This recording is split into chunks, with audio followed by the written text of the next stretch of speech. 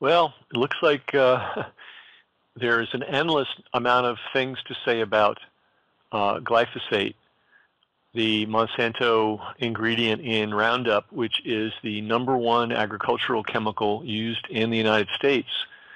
We use exponentially more than any other country. We are also experiencing exponential increases in autoimmune-related diseases of all kinds. And if you're following us, and I strongly recommend that you do on this subject, glyphosate appears to be implicated in a lot of these epidemics, from autism to Alzheimer's to heart disease to even AIDS. I mean, you name it, there's a biochemical explanation for why these diseases are suddenly sprouting up in large numbers in a way they never have before. It tracks the introduction and spread of the use of glyphosate almost perfectly statistically.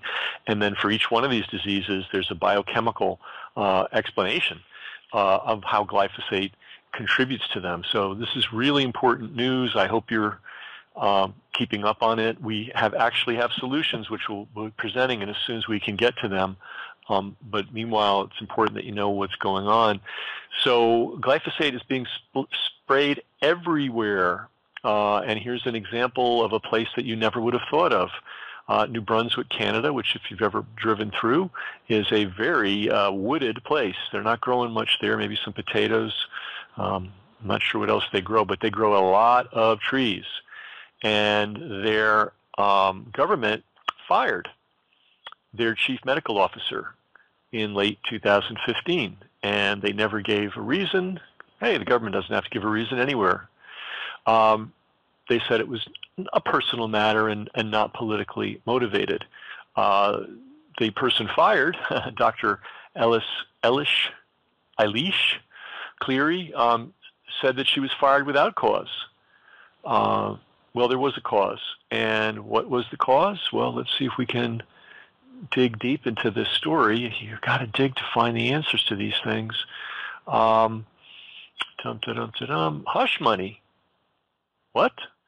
Mario Levesque, and I'm probably mispronouncing that. I'm sure there's a better way to pronounce his name, political science professor at Mount Allison University, said the settlement is a large amount of money. Yeah, I would say so. It's $750,000. And he believes, and he's going out on a limb, he's going to say, hey, it's hush money. And the province has been trying to quiet their chief medical officer. Now, why would that be? When she was fired, clearly was studying glyphosate, a controversial herbicide used extensively in New Brunswick forests. So if they're spraying it in the forests, it's going to be in the water.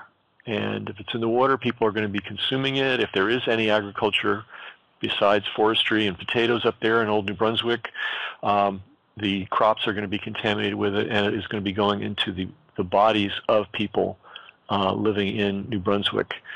So there you have it. Everywhere we look, we've got corrupt government officials working hand in hand with Monsanto to silence the chief medical, in this case, to silence the chief medical officer of their province because she dared to do research into glyphosate. So if you think there's bad news here, obviously the news is not good. The good news is, however, we are coming up with solutions on an individual level of how you can protect yourself from glyphosate by things that you eat, things that you don't eat, and other means. It takes a lot of time, money, and effort to put this information together. If you're supporting us, you're making it happen. If you're not supporting us, you might consider doing that. It'll get done anyway, if you're a freeloader. You've been listening for years and have never chipped in, you're still going to get the news anyhow. But it might be time to start looking at what we're doing in comparison to what everybody else is doing and considering making our work move faster. So the bad news is the science is pretty much in. This Glyphosate is a public health catastrophe of epic proportions, still being used everywhere.